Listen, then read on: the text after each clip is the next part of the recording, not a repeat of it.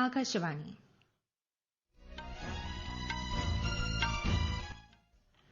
നമസ്കാരം. വാർത്തകൾ വായിക്കുന്നത് അമൃത കല്യാണി.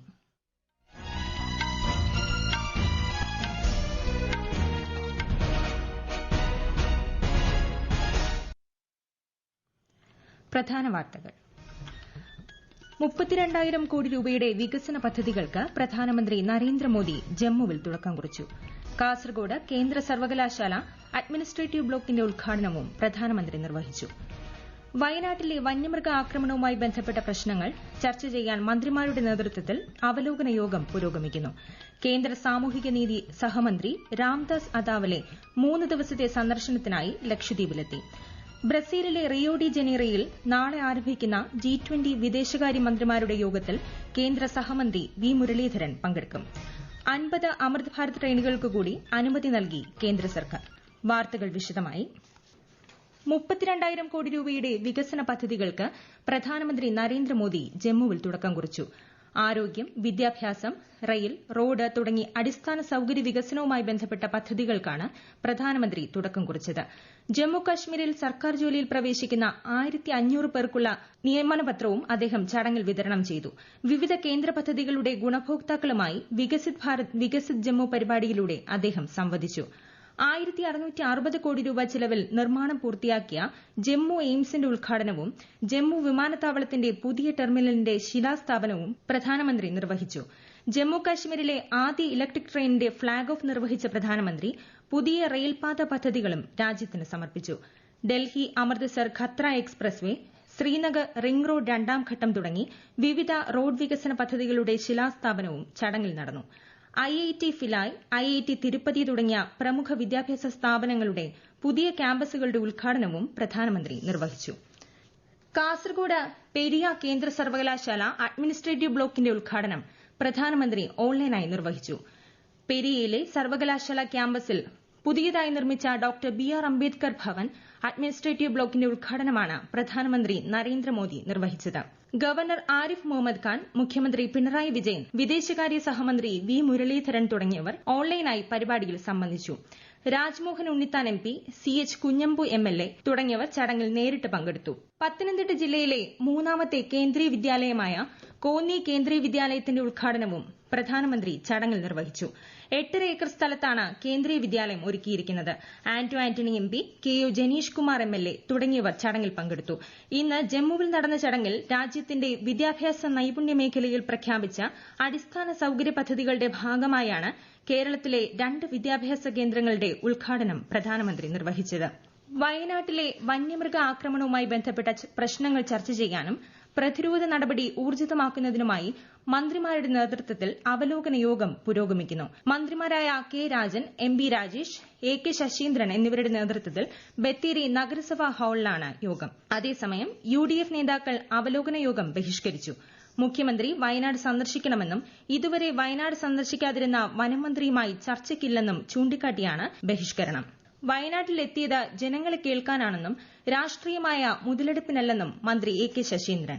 വയനാട്ടിൽ ഉന്നതതല യോഗത്തിനെത്തിയ അദ്ദേഹം മാധ്യമപ്രവർത്തകരോട് സംസാരിക്കുകയായിരുന്നു. ജനങ്ങളെ ബാധിക്കുന്ന വിഷയത്തിൽ ജനപ്രതിനിധികൾ ഉൾപ്പെടെ എല്ലാവരുടെയും സഹകരണം വേണമെന്നും അദ്ദേഹം പറഞ്ഞു. കേന്ദ്ര സാമൂഹികനീതി സഹമന്ത്രി രാംദാസ് അതാവലെ 3 ദിവസത്തെ ഔദ്യോഗിക ലക്ഷദ്വീപ് സന്ദർശനത്തിന്റെ ഭാഗമായി കവരത്തി ദ്വീപിലെത്തി. കളക്ടർ അർജുൻ മോഹൻ, സാമൂഹ്യക്ഷേമ വകുപ്പ് ഡയറക്ടർ തൻവീർ അഹമ്മദ് ഉൾപ്പെടെയുള്ളവർ ചേർന്ന് കേന്ദ്രമന്ത്രിയെ ഔദ്യോഗികമായി സ്വീകരിച്ചു. തുടർന്ന് ലക്ഷദ്വീപിന്റെ തനത് കലാകാരികൾ ബാണ്ടിയ നൃത്തച്ചുവടുകളുമായി മന്ത്രിയെ ദ്വീപിലേക്ക് വരവേറ്റു. വൈകുന്നേരം നടക്കുന്ന ഔദ്യോഗിക ചടങ്ങിൽ കേന്ദ്ര സർക്കാരിന്റെ സാമാജിക് അധികാരിത ശിവിർ ക്യാമ്പയിന്റെ ഭാഗമായി ഭിന്നശേഷിയുള്ളവർക്കുള്ള വിവിധ സഹായ ഉപകരണങ്ങൾ കേന്ദ്ര സഹമന്ത്രി വിതരണം ചെയ്യും. ബ്രസീലിലെ റിയോ ഡി ജനീറോയിൽ നടക്കുന്ന G20 വിദേശകാര്യ മന്ത്രിമാരുടെ സമ്മേളനത്തിൽ വിദേശകാര്യ സഹമന്ത്രി വി മുരളീധരൻ ഇന്ത്യയെ പ്രതിനിധീകരിക്കും. ഫെബ്രുവരി 21, 22 തീയതികളിലാണ് യോഗം. G20 അധ്യക്ഷ പദവി ബ്രസീൽ ഏറ്റെടുത്തതിനു ശേഷമുള്ള ആദ്യ യോഗമാണിത്. കഴിഞ്ഞ ഡിസംബറിലാണ് ബ്രസീൽ ഇന്ത്യയിൽ നിന്ന് G20 അധ്യക്ഷ പദവി ഏറ്റെടുത്തത്. ആഗോള സാഹചര്യങ്ങൾ സംബന്ധിച്ചും ഭരണപരിഷ്കാരങ്ങളെക്കുറിച്ചുമുള്ള ചർച്ചകളിൽ ശ്രീ വി മുരളീധരൻ പങ്കെടുക്കും. ഈ വാർത്തകൾ ആകാശവാണിയിൽ നിന്ന്. ആകാശവാണി വാർത്തകളും വാർത്താധിഷ്ഠിത പരിപാടികളും all India radio news Thiruvananthapuram എന്ന യൂട്യൂബ് ചാനലിൽ ലഭ്യമാണ്. കൂടുതൽ വാർത്തകൾക്കായി @All India Radio News Thiruvananthapuram എന്ന ഫേസ്ബുക്ക് പേജും @ARnews_TVM എന്ന എക്സ് ഹാൻഡിലും സന്ദർശിക്കാം. യുവാക്കൾക്ക് ഏറ്റവും വലിയ കരുതൽ സംസ്ഥാന സർക്കാരിന്റെ ഭാഗത്തു നിന്നുണ്ടാവുമെന്ന് മുഖ്യമന്ത്രി പിണറായി വിജയൻ.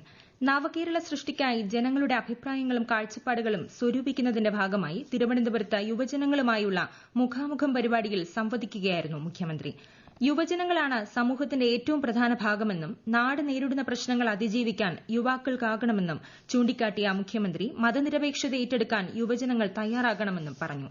കേന്ദ്ര സർക്കാരിന്റെ വികസനക്ഷേമ പദ്ധതികൾ ജനങ്ങളിലേക്ക് എത്തിക്കുന്നതിനായി സംഘടിപ്പിക്കുന്ന വികസിത് ഭാരത് സങ്കൽപ് യാത്ര രണ്ടാംഘട്ട പര്യടനം തുടരുന്നു. തിരുവനന്തപുരം ജില്ലയിലെ തൈക്കാടായിരുന്നു രാവിലെ പര്യടനം. ഉച്ചയ്ക്ക് ശേഷം മണ്ണറക്കോണത്ത് യാത്ര എത്തിച്ചേരും. കോഴിക്കോട് ജില്ലയിൽ ഇന്ന് കൊയിലാണ്ടി മുനിസിപ്പാലിറ്റിയിലാണ് വികസിത് ഭാരത് സങ്കൽപ് യാത്ര എത്തുന്നത്. 50 അമൃത് ഭാരത് ട്രെയിനുകൾക്ക് കൂടി സർക്കാർ അനുമതി നൽകിയതായി കേന്ദ്ര റെയിൽവേ മന്ത്രി അശ്വിനി വൈഷ്ണവ്. AC കോച്ചുകളില്ലാത്ത LHB പുഷ്പുൾ ട്രെയിനാണ് അമൃത് ഭാരത്. ആകർഷകമായി രൂപകൽപ്പന ചെയ്ത സീറ്റുകൾ, മികച്ച ലഗേജ് റാക്ക്, LED ലൈറ്റുകൾ, CCTV, പബ്ലിക് ഇൻഫർമേഷൻ സിസ്റ്റം എന്നീ സംവിധാനങ്ങളും ഇവയിലുണ്ട്. പശ്ചിമബംഗാളിൽ മാധ്യമ സ്വാതന്ത്ര്യത്തിന് നേരെയുണ്ടായ ആക്രമണത്തെ കേന്ദ്രമന്ത്രി അനുരാഗ് സിംഗ് ഠാക്കൂർ അപലപിച്ചു. സന്ദേശഖാലിയിൽ വനിതകൾക്കെതിരെയുണ്ടായ അതിക്രമം റിപ്പോർട്ട് ചെയ്ത മാധ്യമപ്രവർത്തകനെ പോലീസ് അറസ്റ്റ് ചെയ്ത സംഭവത്തിലാണ് മന്ത്രിയുടെ പ്രതികരണം. സ്ത്രീകൾക്കെതിരായ അതിക്രമങ്ങൾ പുറത്തുകൊണ്ടുവരുന്നതിൽ നിന്ന് മാധ്യമപ്രവർത്തകരെ തടയുന്നത് ദൌർഭാഗ്യകരവും ജനാധിപത്യ വിരുദ്ധവുമാണെന്ന് മന്ത്രി പറഞ്ഞു. ഗ്രീസ് പ്രധാനമന്ത്രി കിരിയാക്കോസ് മിറ്റ്സോടാക്കിസ് 2 ദിവസത്തെ സന്ദർശനത്തിനായി നാളെ ഇന്ത്യയിലെത്തും. മുതിർന്ന ഉദ്യോഗസ്ഥരും ഉന്നതതല ബിസിനസ് പ്രതിനിധി സംഘവും അദ്ദേഹത്തോടൊപ്പമുണ്ടാകും. രാഷ്ട്രപതി ഭവനിൽ അദ്ദേഹത്തിന് ഔദ്യോഗിക സ്വീകരണം നൽകും. ന്യൂഡൽഹിയിൽ നടക്കുന്ന 9ാമത് റെയ്സിന ഡയലോഗിൽ ഗ്രീസ് പ്രധാനമന്ത്രി മുഖ്യാതിഥിയായി പങ്കെടുക്കും. പ്രധാനമന്ത്രി നരേന്ദ്രമോദിയുമായി അദ്ദേഹം ഉഭയകക്ഷി ചർച്ചകൾ നടത്തും. ഗ്രീസ് പ്രധാനമന്ത്രിയുടെ സന്ദർശനത്തിലൂടെ ഇരു രാജ്യങ്ങളും തമ്മിലുള്ള തന്ത്രപരമായ പങ്കാളിത്തം കൂടുതൽ ശക്തിപ്പെടുത്താൻ സാധിക്കുമെന്ന് പ്രതീക്ഷിക്കുന്നതായി വിദേശകാര്യ മന്ത്രാലയം അറിയിച്ചു. ഡൽഹിയിലെ വായു ഗുണനിലവാരം മെച്ചപ്പെട്ട സാഹചര്യത്തിൽ നിലവിലെ നിയന്ത്രണങ്ങൾ പിൻവലിക്കുന്നതായി വായു ഗുണനിലവാര നിർവാഹക സമിതി അറിയിച്ചു. Graded response action plan stage 2 പ്രകാരമുള്ള മലിനീകരണ നിയന്ത്രണങ്ങളാണ് കഴിഞ്ഞ ഒക്ടോബർ 21 മുതൽ ഡൽഹിയിൽ ഏർപ്പെടുത്തിയിരുന്നത്. നിലവിൽ വായു ഗുണനിലവാരം 200-നടുത്തെത്തിയ സാഹചര്യത്തിലാണ് നിയന്ത്രണങ്ങൾ പിൻവലിച്ചത്. അരുണാചൽ പ്രദേശ് മിസോറാം സംസ്ഥാന രൂപീകരണ ദിനത്തിൽ ജനങ്ങൾക്ക് ആശംസകൾ നേർന്ന് രാഷ്ട്രപതിയും ഉപരാഷ്ട്രപതിയും പ്രധാനമന്ത്രിയും ഉൾപ്പെടെയുള്ള പ്രമുഖർ. മനോഹരമായ ഭൂപ്രകൃതിയും സമ്പന്നമായ സംസ്കാരവും കൊണ്ട് മനോഹരമാണ് 2 സംസ്ഥാനങ്ങളുമെന്ന് രാഷ്ട്രപതി ദ്രൌപതി മുർമു സമൂഹമാധ്യമത്തിൽ കുറിച്ചു. ഇന്ന് അരുണാചൽ പ്രദേശ് സന്ദർശിക്കുന്ന ഉപരാഷ്ട്രപതി ജഗദീപ് ധൻകർ ഇരു സംസ്ഥാനങ്ങളുടെയും വൈവിധ്യമാർന്ന സംസ്കാരത്തെ പ്രകീർത്തിച്ചു. രാജ്യത്തിന്റെ വികസനത്തിന് അരുണാചലിലെ ജനങ്ങൾ നൽകിയ സമ്പന്നമായ സംഭാവനകളെ പ്രശംസിച്ച പ്രധാനമന്ത്രി നരേന്ദ്രമോദി മിസോറാമിന്റെ അതുല്യമായ സാംസ്കാരിക വിസ്മയത്തിലും അഭിമാനം രേഖപ്പെടുത്തി.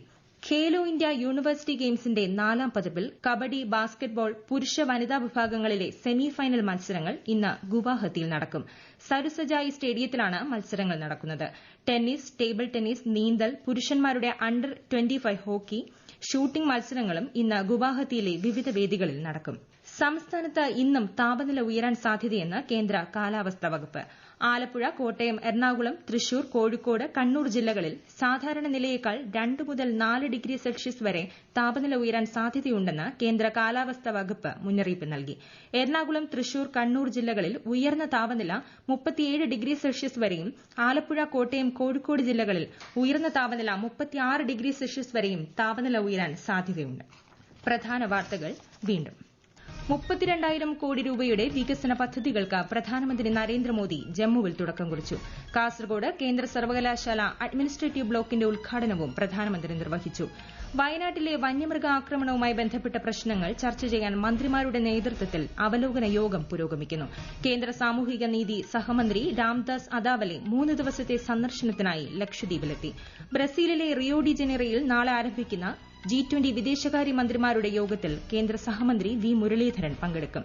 50 അമൃത് ഭാരത് ട്രെയിനുകൾക്ക് കൂടി അനുമതി നൽകി കേന്ദ്ര സർക്കാർ. വാർത്തകൾ കഴിഞ്ഞു. അടുത്ത വാർത്താ പ്രക്ഷേപണം വൈകിട്ട് 6:30.